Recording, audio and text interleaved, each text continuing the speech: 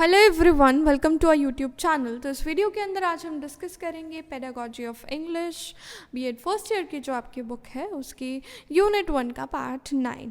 ठीक है, तो भाई पिछले पार्ट्स में हमने यूनिट 1 के 8 पार्ट्स कंप्लीट किए हैं और ये हमारे यूनिट 1 का लास्ट पार्ट रहेगा, जिसके अंदर जो टॉपिक हम कवर करने जा रहे हैं that is multilingual approach to the language teaching. जब हम लैंग्वेज पढ़ाते हैं तो मल्टीलिंगुअल अप्रोच हमें किस तरह लैंग्वेज को सीखने में मदद करती है। सिंपल सी बात है, मल्टीलिंगुअल, मल्टी लैंग्वेजेस, बहुत सारी लैंग्वेजेस। इसको ऐसे समझिए कि इंग्लिश पढ़ानी है बच्चे को, लेकिन हिंदी में समझा के, क्योंकि हिंदी बच्चे की मातृभाषा है। राइट, देखिए आप बच्चे को लैंग्वेज सिखाइए बट उसकी नेटिव लैंग्वेज का यूज़ करके, तो बच्चा और जल्दी लैंग्वेज को सीख पाएगा। और साथ ही साथ क्लासरूम के अंदर डाइवर्सिटी बनी रहेगी, और डाइवर्सिटी को आप यूज़ कर रहे हैं बच्चे को हेल्प करने के लिए। आप उसको डाइवर्सिटी की वजह से बच्चा मतलब कोई नुकसान फेस नहीं कर रहा है, but the child is learning.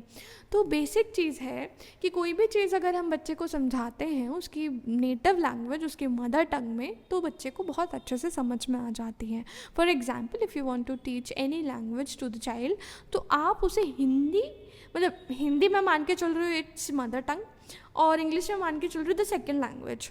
तो जब हम बच्चे को सेकेंड लैंग्वेज सिखाने जाते हैं then we always possess relationships between the first language and the second language, ताकि बच्चा कनेक्ट कर पाए, और कनेक्ट जैसे ही कर पाएगा तो वो सीख पाएगा। So what is multilingual approach? Multilingual approach to language teaching understands the value of using multiple languages in the classroom to support language learning। classroom के अंदर multiple languages का use करना ताकि आप language learning को support कर सकें, and to promote linguistic and cultural diversity। साथ ही साथ आप diversity को promote कर रहे हैं। आप ये नहीं कह रहे हैं कि हम यहाँ पर बहुत सारी भाषाएं नहीं बोलेंगे, आपको सबको इंग्लिश में ही बात करनी है। That is really negative impact on the children. हम लोग कहते हैं, हम फ़ाइन लगा देते हैं कि आप इंग्लिश में नहीं बोलेंगे than there is a fine of this much rupees, but this is totally a negative impact. हमें क्या करना है, we have to use multiple languages even to teach English. ठीक है, तो यहाँ पर अगर हम कुछ स्टेप्स को डिस्कस करें, सबसे पहले नेटिव लैंग्वेज को आपको एज अ रिसोर्स ट्रीट करना है। उसको आपने ये नहीं मानना कि बच्चे को पिछली भाषा आती है तो उसको दूसरी भाषा सिखाना मुश्किल है, जबकि आप अपने जो भी आप थ्योरी बच्चों को समझाना चाहते हैं वो नेटिव लैंग्वेज में बच्चों को समझाएं। So what we are doing is we are learning with diversities. हम अलग अलग चीज़ों को साथ में लेकर चल रहे हैं और बच्चों को सिखाने की कोशिश कर रहे हैं। एंड मल्टीपल लैंग्वेजेस एक बार में हम सिखा सकते हैं बच्चे को।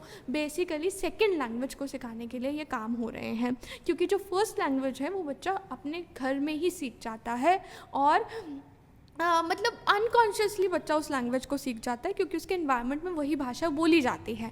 लेकिन जब सेकेंड लैंग्वेज की बात आती है that becomes difficult, and to make it easy you should use multiple languages in the classroom. और इसका फ़ायदा क्या होगा, we can communicate with the people from different culture. अलग अलग कल्चर के लोगों से कम्युनिकेट करने में मदद मिलेगी बच्चों को भी, आपको भी।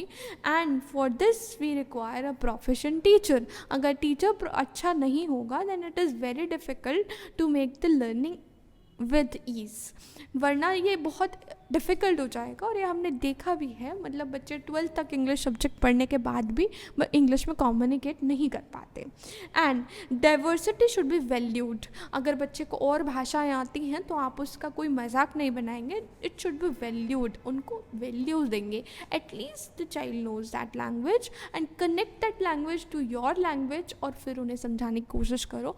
For sure they will learn the language more easier than the previous case। And school environment should be affirming towards all children। अब स्कूल का environment हर children के प्रति पॉजिटिव एटीट्यूड दिखाना चाहिए, क्योंकि अगर हम बच्चे को नहीं कहेंगे, मोटिवेट नहीं करेंगे दैट यू कैन लर्न, तो बच्चा कभी भी नेगेटिव रीइंफोर्समेंट से नहीं सीख पाता उतना जितना पॉजिटिव से. So what does affirming attitude means? Affirming मतलब पॉजिटिव एटीट्यूड, जहाँ पर आप नो वर्ड का यूज़ नहीं करते, you always use the positive words irrespective of their culture and lingual background. उनका कल्चर बैकग्राउंड कैसा है, उनके लैंग्वेज बैकग्राउंड कैसा है, इससे कोई भी फ़र्क नहीं पड़ना चाहिए. We should treat every child as equal.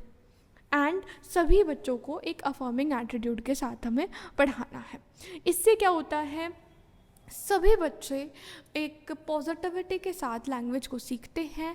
And whenever we do something with positivity it creates a big impact on us. Clear? तो ये था हमारा multilingual approach language teaching, language learning के लिए. अगर आपको समझ में आया हो, वीडियो पसंद आई हो, then don't forget to like the video, subscribe to our channel and press the bell icon to get instant notification of all our videos. Next video में सेकेंड यूनिट को करेंगे. मिलेंगे नेक्स्ट वीडियो में, तब तक के लिए बाय बाय, टेक केयर.